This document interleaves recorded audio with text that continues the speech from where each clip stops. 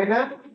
এই যে আমরা কাজ সহজ করার জন্য কি করবো, এই যে এই জিনিসগুলা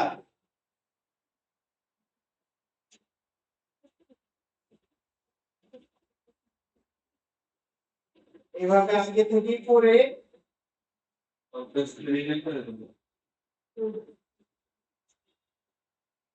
হচ্ছে এখানে একটা ইয়ে দিতে হবে, ওয়ার্ড ফাইলে এখানে সেভ করে রাখবেন, ঠিক আছে?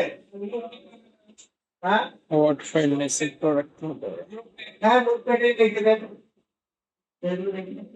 রেখে দিলে এখন না আপনারা যে আপনারা যখন আপলোড করবেন, আপলোড করার আগে ফার্স্টে বসে বসে ইমেল জেনারেট করবেন, একদিন সারাদিন ইমেল জেনারেট এবং ইমেল জিবি রেখে রেখে তারপরে হচ্ছে ওই যে এখন যেভাবে দেখলাম না, ফ্রম টাইটেল কিওয়ার্ড ইউআরএল, এগুলা আরেকদিন বসে বসে সংগ্রহ করবেন একটা নোটপ্যাডে বা একটা ওয়ার্ড ফাইলে লিখে। এটার জন্য মনে করেন এখানে একটা ওয়ার্ড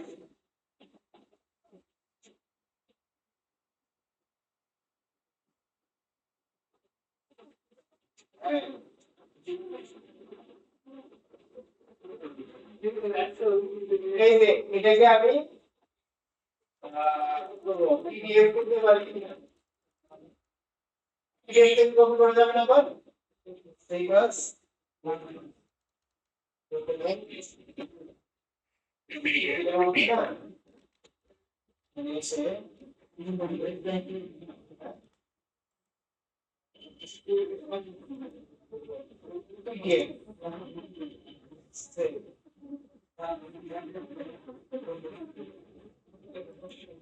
এইভাবে পিডিএফটা সেভ করে রাখবেন, ঠিক আছে?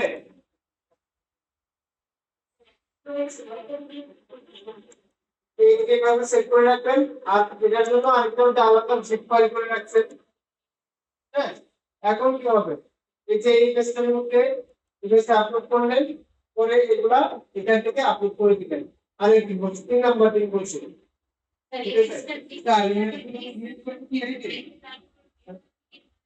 হ্যাঁ,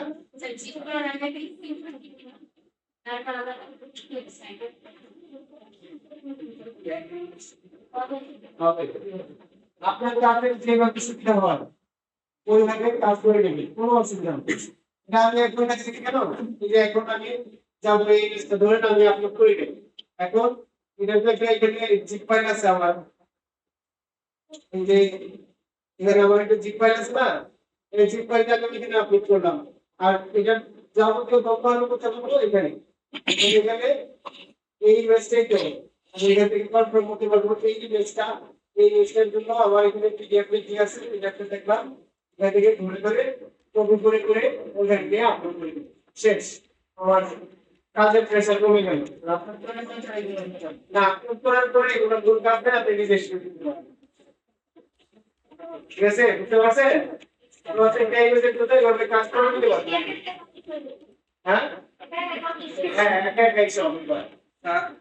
এগুলোকে কপি আইডি ক্লিক করব, হ্যাঁ ইমেজগুলো এই আইডি ক্লিক করব, এই আইডি ক্লিক করব না, এতে বললে ব্যান হয়ে যাবে। আইডি তো হচ্ছে সবাই